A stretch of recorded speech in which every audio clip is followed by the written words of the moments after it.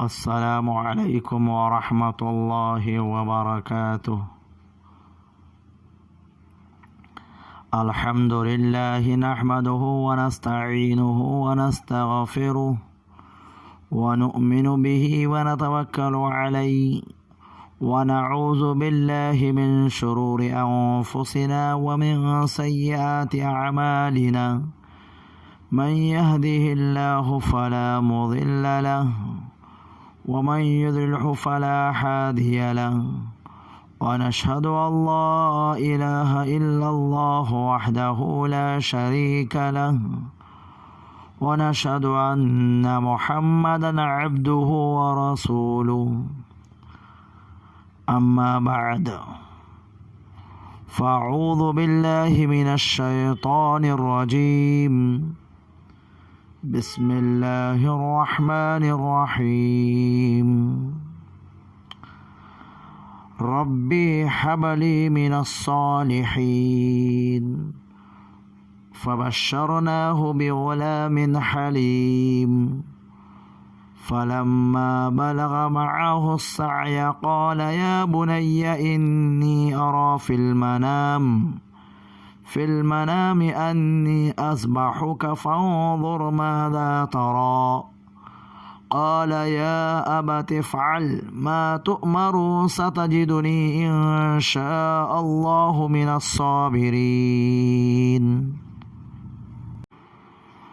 فلما أسلم وتله للجبين وناديناه أن يا إبراهيم صدق اللہ العظیم۔ قربانی کے بارے میں، اے میرے رب مجھے نیک بخت اولاد عطا فرما۔ تو ہم نے اسے نرم مزاج بچے کی بشارت دی، پھر جب وہ بچہ اتنی عمر کو پہنچا اس کے ساتھ چلے پھرے تو اس ابراہیم علیہ السلام نے کہا، میرے پیارے بچے، میں خواب میں اپنے آپ کو تجھے ذبح کرتے ہوئے دیکھ رہا ہوں، اب تو بتا کہ تیری کیا رائے ہے؟ بیٹے نے جواب دیا، ابا جو حکم ہوا ہے اسے بچا لائیے، انشاءاللہ آپ مجھے صبر کرنے والوں میں سے پائیں گے۔ غرض جب دونوں نے بات پر مطیع ہو گئے اور باپ نے اس کو بیٹے کو پیشانی کے بل گرا دیا تو ہم نے آواز دی کہ اے ابراہیم، یقیناً تو نے اپنے خواب کو سچا کر دکھایا، قد صدقت الرؤیا انا كذلك نجزی المحسنین، یقیناً تو نے اپنے خواب کو سچا کر دکھایا، بے شک ہم نیکی کرنے والوں کو اسی طرح جزا دیتے ہیں۔ حضرت ابراہیم اور حضرت اسماعیل علیہ السلام کی اطاعت گزاری ایک اعلیٰ مثال اللہ رب العزت کو اتنی پسند آئی کہ اسے مستقل سنت بنا دیا۔ جب قیامت تک لوگ قربانی کر کے اس سنت کو زندہ کرتے رہیں گے۔ قربانی مستقل عبادت ہے جو صاحب نصاب پر واجب ہے، جو صاحب نصاب نہ ہو اس کے لیے مستحب ہے۔ حج میں اس کی فضیلت اور بھی زیادہ ہے۔ خود حضور اکرم صلی اللہ علیہ وسلم نے اپنے حج میں 100 اونٹ قربانی کیے تھے۔ حضور صلی اللہ علیہ وسلم کا پاک ارشاد ہے، قربانی کرنا حضرت ابراہیم علیہ السلام کی سنت ہے۔